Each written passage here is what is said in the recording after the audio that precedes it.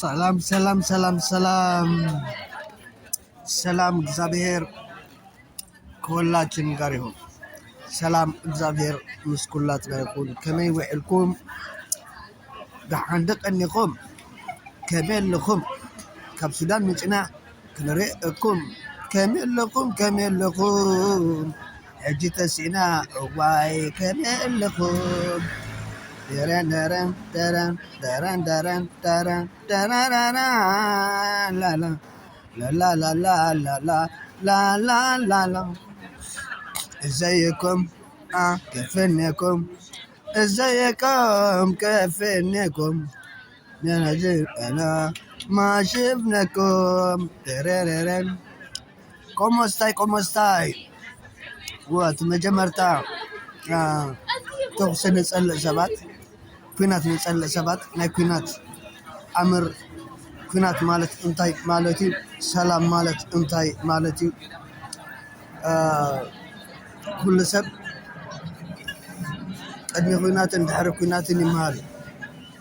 ኣብ ኩናት ብዙሕ ክሳራታት፣ ብዙሕ በኣሲ፣ ብዙሕ ቂምታ፣ ብዙሕ ጉድለታት ይርከብ። ኩናት ማለት በኣሲ ማለት እዩ። ኣብ ሰላም እንታይ ይርከብ? እንታይ ዓይነት ምዕባል ይርከብ? ኣብ ሰላም ውላድ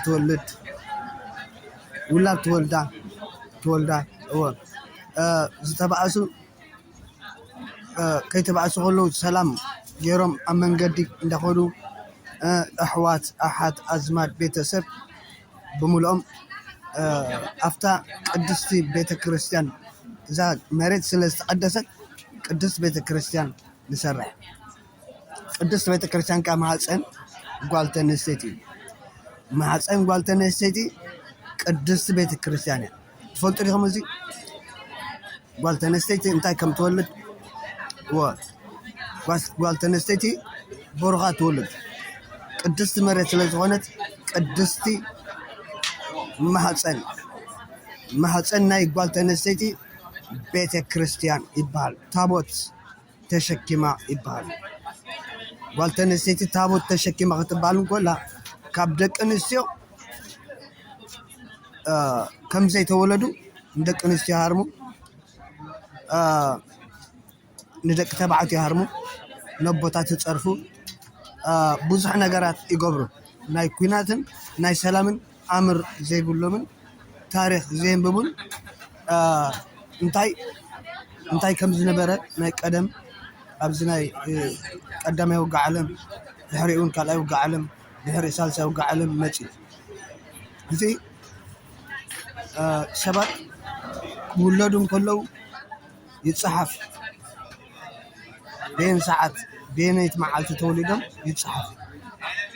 እወ ኣብ ዝኾነ ይኹን ይፀሓፍ ናይ ኩሉ ናይ ዓረብ ይኹን ናይ ፃዕዳ ይኹን ናይ ኣፍሪቃ ይኹን ዝተወልደ ሰብ ናይ ኤውሮጳ ይኹን ኩሉ ሓደ ሰብ እዩ።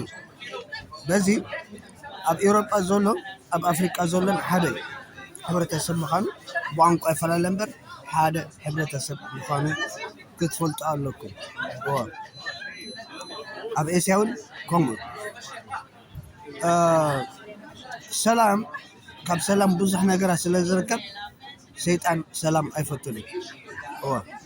ሰይጣን ጸሎት ኣይፈቱን እዩ። ስለምንታይ ህዝቢ ክጠፍእ እዩ ዝደሊ?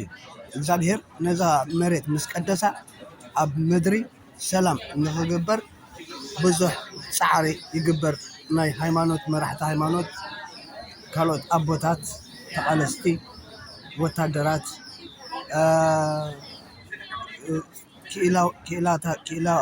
ክኢላታት ኣብ ዓውዲ ስነ ጥበብ ዘለዉ እዚኦም ብምልኦም ንኩናት ዘይኮኑ ዝፅዕሩ ንሰላም እዮም ዝቃለሱ። ሰላም ንምምፃእ ኣዝዩ ከቢድ ዋጋ ይሓተካ። ሰላም ንምርካብ ከቢድ ዋጋ ይሓተካ እዩ።